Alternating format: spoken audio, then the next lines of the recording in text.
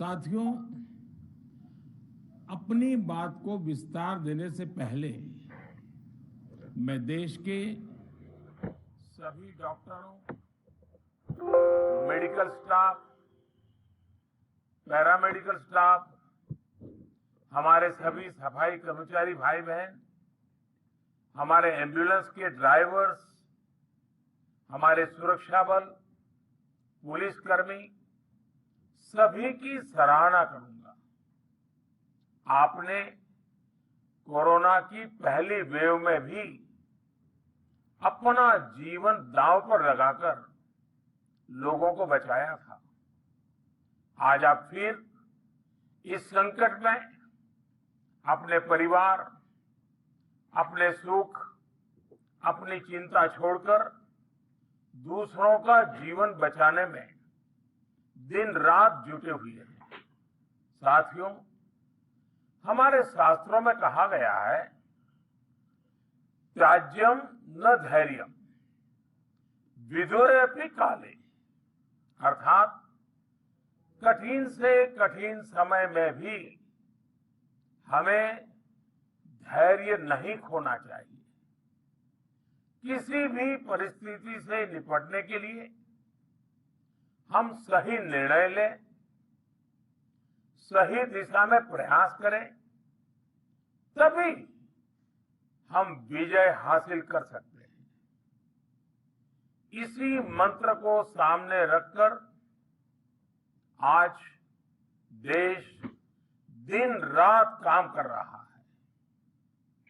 बीते कुछ दिनों में जो फैसले लिए गए हैं, जो कदम उठाए गए हैं, वो स्थिति को तेजी से सुधारेंगे।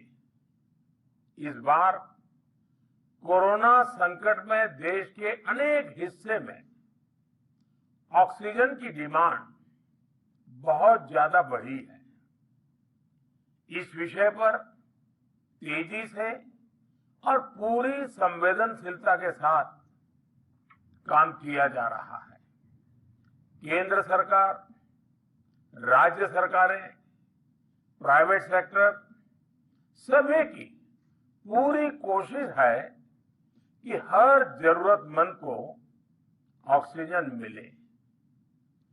ऑक्सीजन प्रोडक्शन और सप्लाई को बढ़ाने के लिए भी कई स्तरों पर उपाय किए जा रहे हैं। राज्यों में नए ऑक्सीजन प्लांट्स हो, 1 लाख नए सिलेंडर पहुंचाने हो, औद्योगिक इकाइयों में इस्तेमाल हो रही ऑक्सीजन का मेडिकल इस्तेमाल हो, ऑक्सीजन रेल हो, हर प्रयास किया जा रहा है। साथियों, इस बार जैसे ही कोरोना के केस बढ़े, देश के फार्मा सेक्टर ने दवाइयों का उत्पादन और बढ़ा दिया है। आज जनवरी फरवरी की तुलना में देश में कई गुना ज्यादा दवाइयों का प्रोडक्शन हो रहा है। इसे अभी और तेज किया जा रहा है। कल भी मेरी देश की फार्मा इंडस्ट्री के बड़े जो प्रमुख लोग हैं, उसके जो एक्सपर्ट लोग हैं, उनसे बहुत लंबी चर्चा हुई है।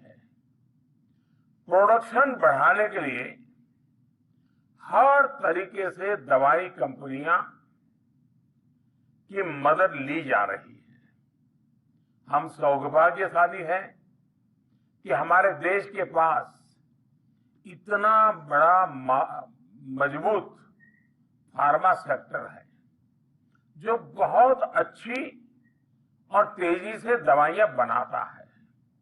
इसके साथ ही अस्पतालों में बेड की संख्या को बढ़ाने का भी काम तेजी से चल रहा है। कुछ शहरों में ज्यादा डिमांड को देखते हुए विशेष और विशाल कोविड हॉस्पिटल बनाए जा रहे हैं। साथियों, पिछले वर्ष जब देश ने कोरोना के कुछ ही मरीज सामने आए थे, उसी समय भारत में कोरोना वायरस के खिलाफ प्रभावी वैक्सीन के लिए काम शुरू कर दिया था।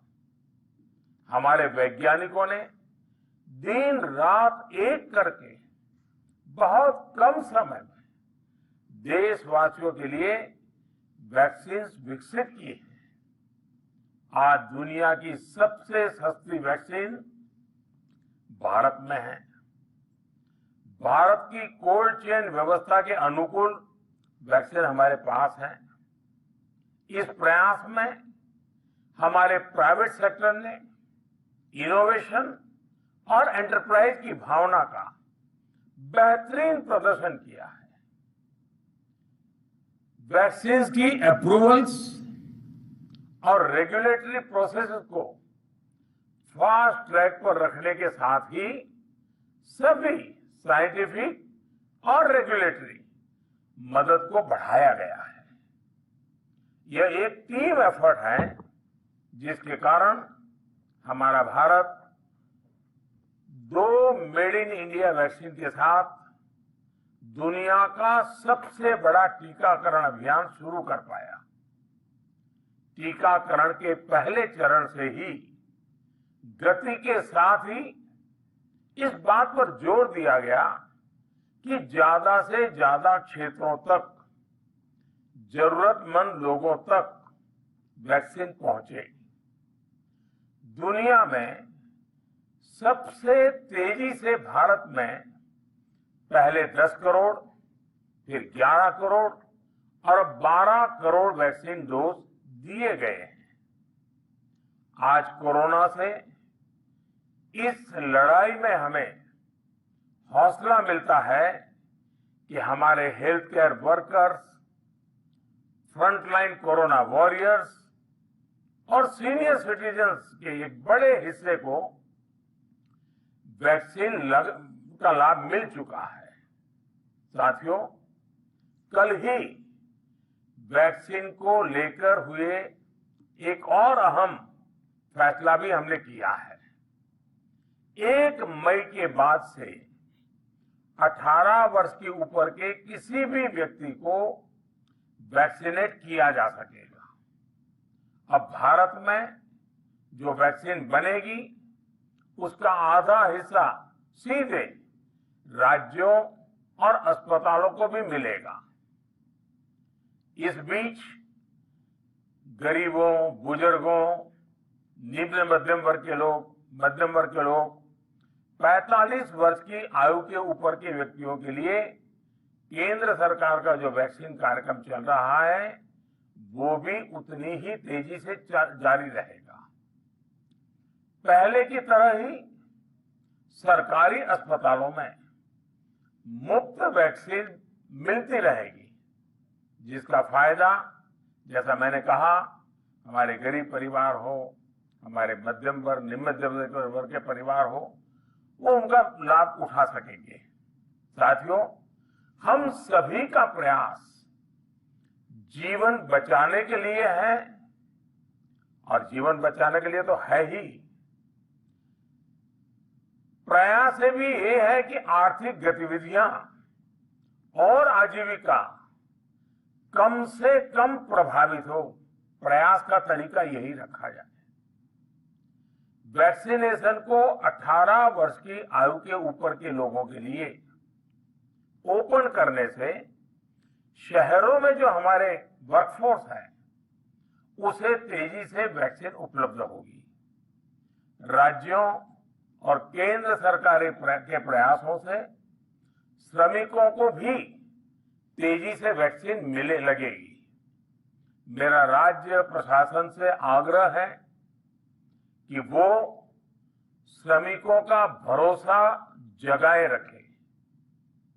उनसे आग्रह करें कि वो जहां है वहीं रहे। राज्यों द्वारा दिया गया ये भरोसा उनकी बहुत मदद करेगा कि वो जिस शहर में है वहीं पर अगले कुछ दिनों में वैक्सीन भी लगेगी और उनका काम भी बंद नहीं होगा। साथियों, पिछली बार जो परिस्थितियां थी वो अभी से काफी भिन्न थी।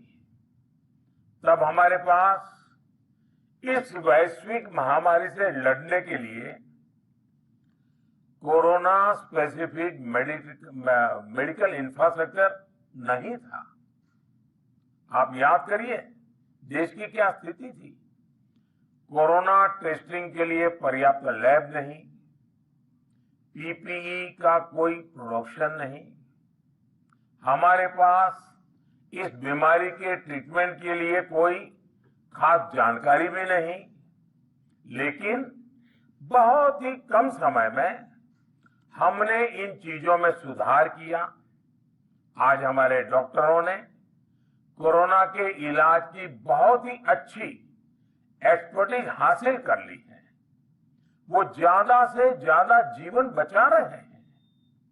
आज हमारे पास बड़ी मात्रा में पीपीई किट्स हैं, लैब्स का बड़ा नेटवर्क है और हम लोग टेस्टिंग की सुविधा को निरंतर बढ़ा रहे हैं। साथियों, देश ने कोरोना के खिलाफ अब तक बहुत मजबूती से और बहुत धैर्य से लड़ाई लड़ी है। इसका श्रेय आप सभी को, सभी देशवासियों को ही जाता है। अनुशासन और धैर्य के साथ कोरोना से लड़ते हुए आप देश को यहां तक लाए हैं। मुझे विश्वास है जन भागीदारी की ताकत से हम कोरोना के इस तूफान को भी परास्त कर पाएंगे। आज हम अपने चारों ओर देख रहे हैं कि कैसे कई लोग, कई सामाजिक संस्थाएं जरूरतमंदों तक मदद पहुंचाने में दिन रात जुटे हैं। दवाई पहुंचाना हो, खाने या रहने की व्यवस्था करनी हो, लोग पूरे मनोयोग के साथ काम कर रहे हैं। मैं इन सभी के सेवा भाव को आदरपूर्वक नमन करता हूं और देशवासियों से अपील करता हूं कि अधिक से अधिक मात्रा में इस संकट की घड़ी में देशवासी आगे आए और जरूरतमंदों तक मदद पहुंचाएं। समाज के पुरुषार्थ और सेवा के संकल्प से ही हम ये लड़ाई जीत पाएंगे। मेरा युवा साथियों से अनुरोध है कि वो अपनी सोसाइटी में, मोहल्ले में, अपार्टमेंट में छोटी छोटी कमेटियां बनाकर कोविड अनुशासन पालन करवाने में मदद करें। हम ऐसा करेंगे तो सरकारों को न कभी कंटेनमेंट जोन लगाने की जरूरत पड़ेगी, न कर्फ्यू लगाने की जरूरत पड़ेगी और लॉकडाउन का तो सवाल ही नहीं उठता है, आवश्यकता ही नहीं पड़ेगी। स्वच्छता अभियान के समय देश में जागरूकता फैलाने के लिए मेरे बाल मित्रों ने बहुत मदद की थी। छोटे छोटे बालक, 5वीं, 7वीं, 8वीं, 10वीं में पढ़ने वाले, उन्होंने घर के लोगों को समझाया था, मनाया था। उन्होंने बड़ों को भी स्वच्छता का संदेश दिया था। आज मैं फिर अपने बाल मित्रों से एक बात विशेष तौर पर कहना चाहता हूं। मेरे बाल मित्र, घर में ऐसा माहौल बनाइए कि बिना काम, बिना कारण घर के लोग घर से बाहर न निकले। आपकी जीत बहुत बड़ा परिणाम ला सकती है। प्रचार माध्यमों से भी मेरी प्रार्थना है कि ऐसे संकट की घड़ी में वो लोगों को सतर्क और जागरूक करने के लिए जो प्रयास कर रहे हैं उसे और बढ़ाएं।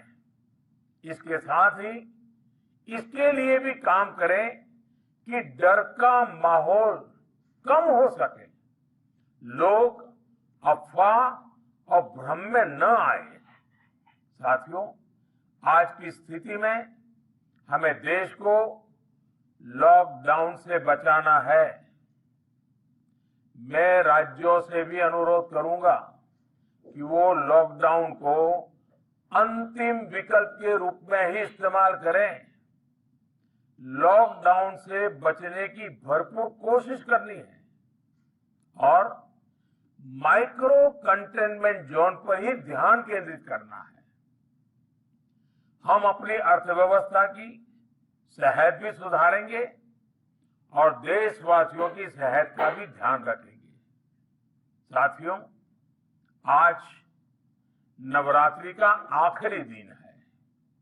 कल रामनवमी है और मर्यादा पुरुषोत्तम श्री राम का हम सभी को यही संदेश है कि हम मर्यादाओं का पालन करें। कोरोना के इस संकट काल में कोरोना के बचने के जो भी उपाय है, कृपया करके उनका पालन 100% करिए। दवाई भी, कड़ाई भी, इस मंत्र को कभी भी भूलना नहीं है। ये मंत्र जरूरी है, वैक्सीन के बाद भी जरूरी है। रमजान के पवित्र महीने का भी आज 7वां दिन है।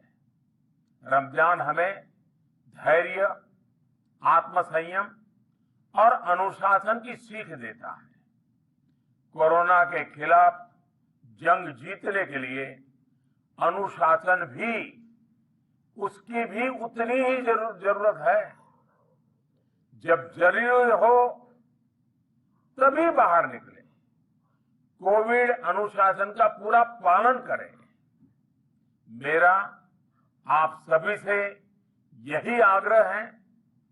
मैं आपको फिर ये भरोसा देता हूं, आपके इस साहस, धैर्य और अनुशासन के साथ जुड़कर आज जो परिस्थितियां हैं, उन्हें बदलने में देश कोई कसर नहीं छोड़ेगा। आप सभी स्वस्थ रहें, आपका परिवार स्वस्थ रहे, इसी कामना के साथ मैं अपनी बात समाप्त करता हूं। आपका बहुत बहुत धन्यवाद।